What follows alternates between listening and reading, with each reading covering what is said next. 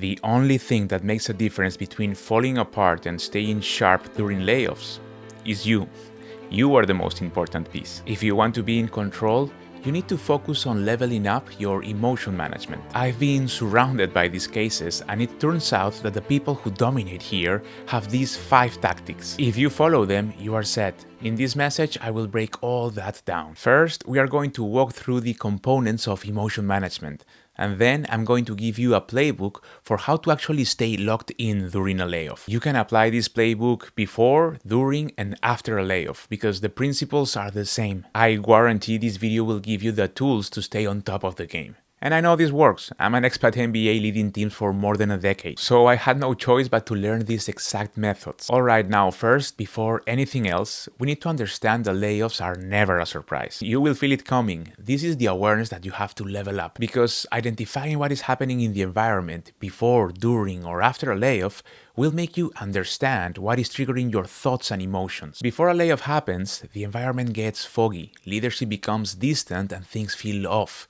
It's hard to navigate and hard to know what's ahead. And this brings me to the foundations of this message, which is tactically, how do you actually hold your ground? Because that's what it's all about. It's about you, since you can't change the environment. So every person with solid emotion management have these 4 components. Cognitive strength, which is accepting hardship and avoiding impulsive reactions. Stability, which is maintaining routines and habits and adapting without losing your core values. Voluntary armoring, which is embracing challenges proactively to make yourself stronger. And then humor and sharp focus, which is not taking it personally, smiling at dark times, and not letting bad news distract you. They focus on what's at their hands, and this is the big secret right here. The difference between feeling defeated or confident is achieving solid alignment between those 4 things. If you control your impulsive reactions but then you take it personally, that creates internal conflict, and your ability to manage emotions won't be as effective. To master emotion management, you need all these components to align in harmony.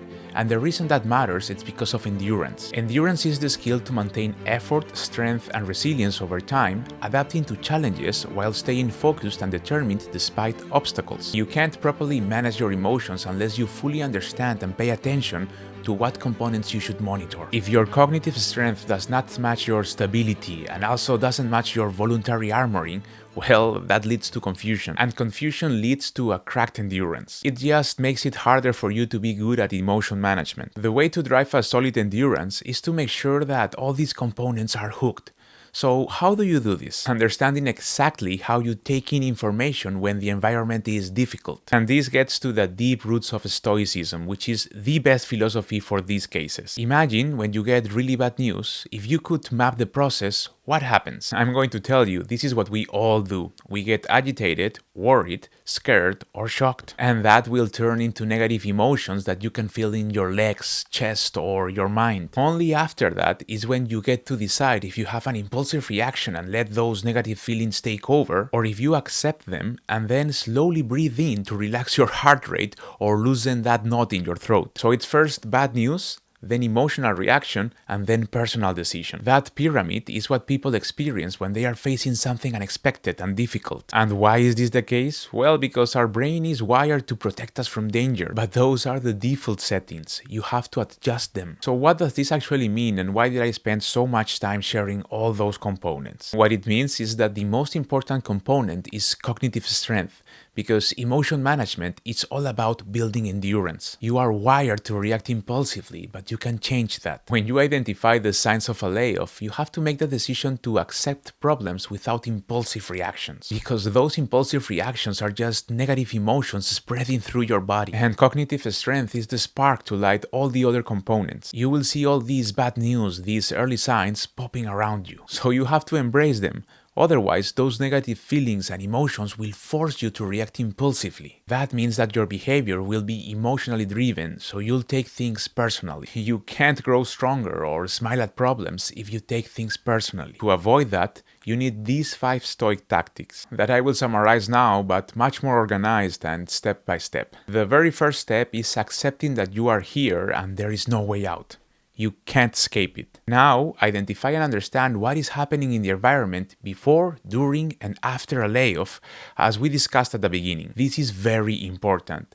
This is what opens the game for you. The tricky part is that your emotions can make you focus on the negative and see problems where there aren't any. So take some time to cool off and evaluate the environment without biases. Then you have to get ready for step 2, which is, now that you've accepted that you're in this complex environment, you have to decide how to react. It won't be easy, so at least don't make it worse. Don't let your emotions take control and make you react impulsively, like becoming too sensitive, feeling defeated every day, quitting without another offer, overthinking negative outcomes, blaming others, or hating every second of the process. So whenever you feel those negative emotions, and this always works, welcome them. Breathe in a few times and tell your fast-pacing heart or your entangled throat, "Oh, hello, welcome back. I missed you." Don't deny them. And this can take seconds, hours, or days. But keep calming yourself down until you can better control your reactions. It's not about blocking your emotions. Feel them, but stay under control. If you block your emotions, you will burn out. Then you can't skip step 3, finding stability. Because while you can control your reactions to your emotions, it's difficult. It's not that you can make just bad things disappear. You also have to accept that you have to keep working and keep improving, even though you feel drained. That's exactly when it's more important to stay loyal to your routines, tasks, and your core values. Being consistent is what makes you stay focused and not let yourself go during the chaos. So don't lose them, but also be ready to adapt. Then we go to step 4, the most rewarding one, which is using problems as a source of learning. You have to voluntarily use them to build a mental armor. Here is where the magic begins. This is the mindset that breaks everything that is going on around you into smaller pieces to then identify what lessons you are getting. For example, if you can't stop overthinking about layoffs and all the negative future possibilities, use these as free lessons on how to control anxiety. Don't get me wrong, it sucks. But you're already here. So if you feel those weird butterflies in your belly and your mind starts diving down a rabbit hole, choose to focus your attention on meaningful ideas. Your mind will bring you back into overthinking over and over again.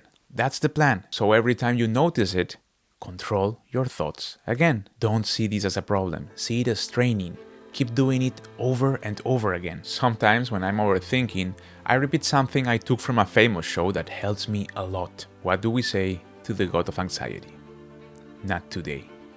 Or even just, not today. That simple line reminds me that something else is steering me. It reminds me to pause, breathe in, and then control my thoughts. Now I see problems as a way to make me stronger against overthinking. So, problems are welcome. Now, don't forget to address those things causing you anxiety. Usually, the real root cause is deeper inside of you. Step 5 will be inevitable. The stronger your armor and weapons, the more you'll start to smile at all the negative things going on around you. They won't matter as much because now you're trained. Now you know they're only making you sharper. Once you know how the game is played, it becomes easy. Only you can predict and decide how you will feel during layoffs. And of course you will have bad days. Of course you will make mistakes, but you will stand up for the next round. See it this way. Every time you are feeling terrible and can't take it anymore for whatever reason, that person who put you there is winning. Do you really want to give them that satisfaction? Win the battle. Stay in control. Whatever happens, happens.